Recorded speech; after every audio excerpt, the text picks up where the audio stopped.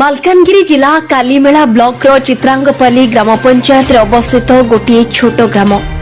ଗାଁଟିର ନାଁ ହେଉଛି ବାସନ୍ତୀପୁର MPV8। ଏହି ଗାଁରେ ବାପା ସମୀର ବାଗ୍ଚୀ ଓ ମା ଅର୍ଚ୍ଚନା ବାଗ୍ଚୀଙ୍କ ସହ ଗୋଟିଏ ସାଧାରଣ ପରିବାରରେ ବସବାସ କରନ୍ତି ଚାନ୍ଦିନୀ ବାଗ୍ଚୀ।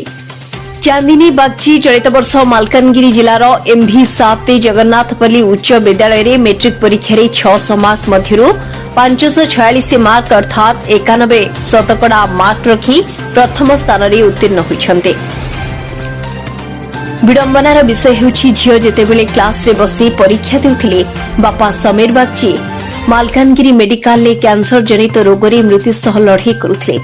ଏପରି ପରିସ୍ଥିତିରେ ଜଣେ ଝିଅ ପରୀକ୍ଷା ଦେଇ ପ୍ରଥମ ସ୍ଥାନ ଅଧିକାର କରିବା କେତେ ଯେ କଷ୍ଟ ଦର୍ଶକ ବନ୍ଧୁ ତାହା ଆପଣମାନେ ଭଲ ଭାବରେ ଜାଣିଛନ୍ତି। ଫଳାଫଳ ଘୋଷଣା ହେବାର କିଛିଦିନ ପୂର୍ବରୁ ବାପା ସମୀର ଏମାନଙ୍କୁ ଛାଡ଼ି ଆରପାରିକୁ ଚାଲିଗଲେ। ଏପଟେ ଝିଅ ସିନା ପ୍ରଥମ ସ୍ଥାନରେ ଉତ୍ତୀର୍ଣ୍ଣ ହେଲେ, ମା ଆଖିରେ କିନ୍ତୁ ଝିଅକୁ କିପରି ଭାବେ ଏହି ଦରିଦ୍ରତା ଭିତରେ ପାଠ ପଢ଼ାଇବେ ସେଥିପାଇଁ ନିଦ ନଥାଏ। ଠିକ୍ ଏହିପରି ଘଡ଼ିସନ୍ଧି ମୁହୂର୍ତ୍ତରେ ଏହି ବାପ ଛେଉଣ୍ଡ ଅସହାୟ ଝିଅକୁ ସାହାଯ୍ୟର ହାତ ବଢ଼ାଇଲେ ମାଲକାନଗିରି ଜିଲ୍ଲାର ବେଙ୍ଗଲୀ ସମାଜ। ବେଙ୍ଗଲୀ ସମାଜର ସଭାପତି ଶ୍ରୀଯୁକ୍ତ ଗୌରାଙ୍ଗ କର୍ମକାରଙ୍କ କହିବା ଅନୁସାରେ ଚାନ୍ଦିନୀର ପାଠପଢ଼ାରେ ଆର୍ଥିକ ସହାୟତା ଯୋଗାଇ ଦେବାକୁ ମାଲକାନଗିରି ବେଙ୍ଗଲୀ ସମାଜ ସବୁବେଳେ ପାଖରେ ରହିବେ। ଏହାଛଡ଼ା କୌଣସି ସହୃଦୟ ବ୍ୟକ୍ତି ଯଦି ଝିଅକୁ ପାଠ ପଢ଼ିବା ପାଇଁ ସାହାଯ୍ୟ କରିବାକୁ ଚାହୁଁଛନ୍ତି ତେବେ କାଲିମେଳା ବ୍ଲକର ଚିତ୍ରାଙ୍ଗପଲ୍ଲୀ ଗ୍ରାମ ପଞ୍ଚାୟତର ବାସନ୍ତୀପୁର MPV8 ଗାଁର ଏହି ଅସହାୟ ଝିଅଟିର ପରିବାର ସହ ଆସି ଯୋଗାଯୋଗ କରିପାରିବେ। ଅପରପକ୍ଷରେ ଦେଖିବାକୁ ଗଲେ ମାଲକାନଗିରି ଜିଲ୍ଲାର ବେଙ୍ଗଲୀ ସମାଜ ସବୁବେଳେ ଦୁଃଖୀ ଦରିଦ୍ର ଲୋକଙ୍କୁ ସାହାଯ୍ୟ କରିବାକୁ ଆଗେଇ ଆସିଥିବା ଦେଖିବାକୁ ମିଳିଛି। ଏହାର ଜ୍ୱଳନ୍ତ ଉଦାହରଣ ଆପଣମାନେ ଭଲ ଭାବେ ଜାଣିଛନ୍ତି। କିଛି ମାସ ପୂର୍ବେ ମାଲକାନଗିରି ଜିଲ୍ଲାର MV26 ଗାଁରେ ହୋଇଥିବା ଦୁର୍ଘଟଣାରେ ଯଦି ବେଙ୍ଗଲୀ ସମାଜ ହସ୍ତକ୍ଷେପ ନ କରିଥାନ୍ତେ ତେବେ ଗ୍ରାମବାସୀ ଆହୁରି ବିପଦର ସମ୍ମୁଖୀନ ହୋଇଥାନ୍ତେ।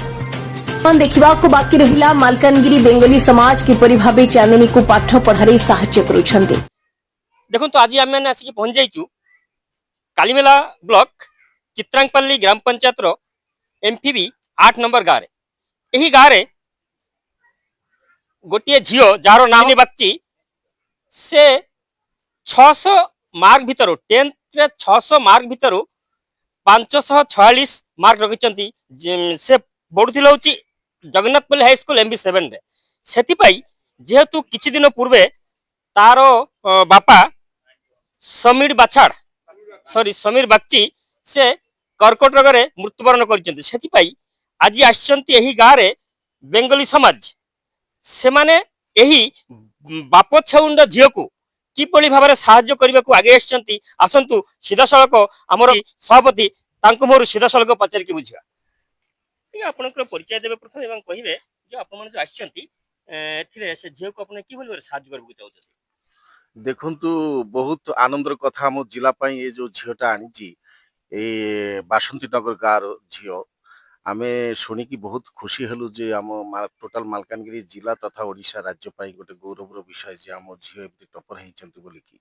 आम जानवा पाइलु जे ये झीलटा बापा किछि दिन आगे मरी जाइछन्ति मासे आगे परीक्षा चलवा टाइम से परिस्थिति से भली मानसिक अवस्था से झील परीक्षा देकी एते सुंदर मार्क रखी दैट मीन्स झील नो डाउट ब्रिलियंट झीलटा आम समाज तरफ ये झील को कंग्राचुलेसन शुभकामना जन कि फ्यूचर तार आहरी ब्रांड हो जमती झीलटा आग को आहरी सुंदर भाव आहरी ना उज्जवल कर जिलार से उद्देश्य आम आसीचु टिके तृणमूल स्तर ग्राउंड लेवलटा बुझापी जानिकी आम परवर्ती समय जमती यार जोटा कि आगर हित हम से निर्णय आम नेबू। नमस्कार जिते आम ये खबर शुणिलु झीलटा मार्क जहाँ रखी तार बैकग्राउंड रे भी मासे पूर्व तो बाबा चली जाइए आउटे ता बाबा चली जाइए सी सेपटे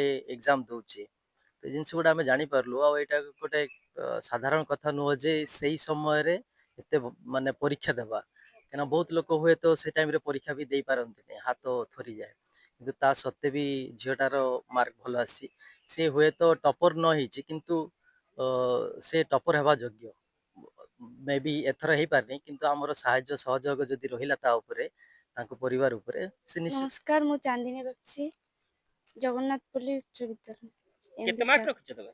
91%। 91%। ଟୋଟାଲ କେତେ ମାର୍କ ଏକ୍ସାମ ହେଇଥିଲା? 600। କେତେ ମାର୍କ ରଖିଲ ତା ଭିତରୁ? 546।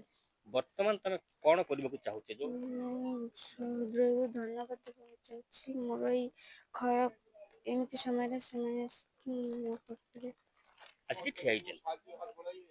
এই ଜିଲ୍ଲାର ମୁଁ ଜଣେ ସମାଜସେବୀ ଆମ ସାମ୍ବାଦିକ ଆସୋସିଏସନ ପ୍ରେସିଡେଣ୍ଟ ଅଛି। ସେଇ ପରିଚୟରେ ମୁଁ କିଛି କହିବା ପାଇଁ ଚାହୁଁନି, ଯେହେତୁ ବଙ୍ଗାଳୀ ସମାଜ ତରଫରୁ ଆସିଛନ୍ତି ଆଉ ବଙ୍ଗାଳୀ ସମାଜ ଆମର କ'ଣ କ'ଣ କରୁଛନ୍ତି ସେଇଟା ନିଶ୍ଚୟ ଦେଖିବାକୁ ରହିଲା। ଆଉ ସେମାନେ ବି ପ୍ରଥମେ ଯେଉଁଟା କହିଲେ ମୁଁ ବି ସ୍ୱାଗତ ଯୋଗ୍ୟ କରୁଛି। ସରକାରୀ ଫଣ୍ଡସ୍ ଯାହା ଅଛି, ସରକାରୀ ଫଣ୍ଡସ୍କୁ ପ୍ରଥମେ ଚେଷ୍ଟା କରିବା।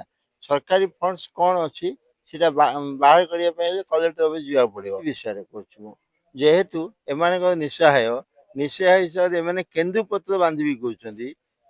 ତା ମା କେନ୍ଦୁପତ୍ର ବନ୍ଧିବା କାମରେ ଲଗେଇବା ପାଇଁ ଚାହୁଁଛି। ସେଥିପାଇଁ ଆମେ ତ ଯାହା ସାହାଯ୍ୟ କଲେ ବି ସମୁଦ୍ରକୁ ଶଙ୍ଖେ ପାଣି ଟାଇପର ସରକାରଙ୍କର ଆମେ ସରକାରଙ୍କ ପାଖକୁ ଯିବା, ଉପସ୍ଥାପନ କରିବା, କଲେକ୍ଟର ପାଖକୁ ନେବା।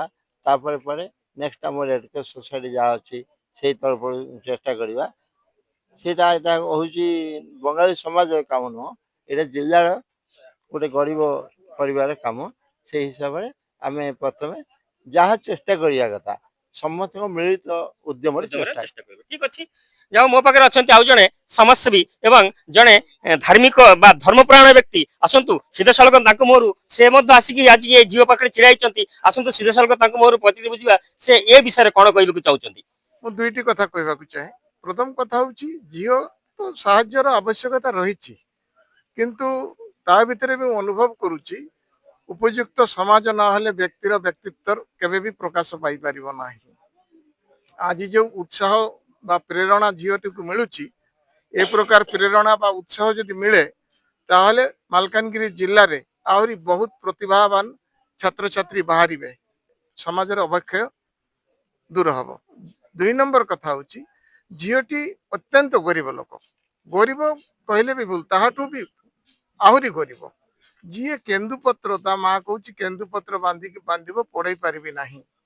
ଏଭଳି ପରିସ୍ଥିତିରେ ତାକୁ କୋଉ ପ୍ରକାର ସାହାଯ୍ୟ ରହିଛି ତାହା ଯଦି ଆକଳନ କରି ଆମ ସମାଜ ଯଦି ତାକୁ ସାହାଯ୍ୟର ହାତ ବଢ଼େଇ ଦିଅନ୍ତି ତାହେଲେ ହୁଏତ ସତରେ ସତ ଗୋବର ଭିତରେ ପଦ୍ମଫୁଲ ଫୁଟିବ।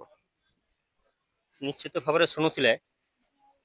ମୁଁ ମଧ୍ୟ ଆମ ଚ୍ୟାନେଲ ତରଫରୁ ଅନୁରୋଧ କରିବାକୁ ଚାହିଁବି, ଯଦି କୌଣସି ସହୃଦୟ ବ୍ୟକ୍ତି এই ଝିଅର ବା ଝିଅଟି ପାଶରେ ଛିଡ଼ା ହେବାକୁ ଚାହୁଁଛନ୍ତି ତାହେଲେ ଏ ଝିଅର ଗ୍ରାମ ହେଉଛି Kalimela block, ଚିତ୍ରାଙ୍ଗପଲ୍ଲୀ GP, MPV 8 number ଗାଁ। ଯଦି କେହି ସହୃଦୟ ବ୍ୟକ୍ତି ଏ ଝିଅକୁ ସାହାଯ୍ୟ କରିବାକୁ ଚାହୁଁଛନ୍ତି ତାହେଲେ এই ଗ୍ରାମে ଆସିକି ସାହାଯ୍ୟ କରିପାରିବେ। କାଳିମେଲା ବ୍ଲକ, ଚିତ୍ରାଙ୍ଗପଲ୍ଲୀ ଜିପିରୁ ସୁକୁମାର ମଣ୍ଡଳ, ଟାଇମ୍ସ ଅନ୍ ଓଡ଼ିଆ।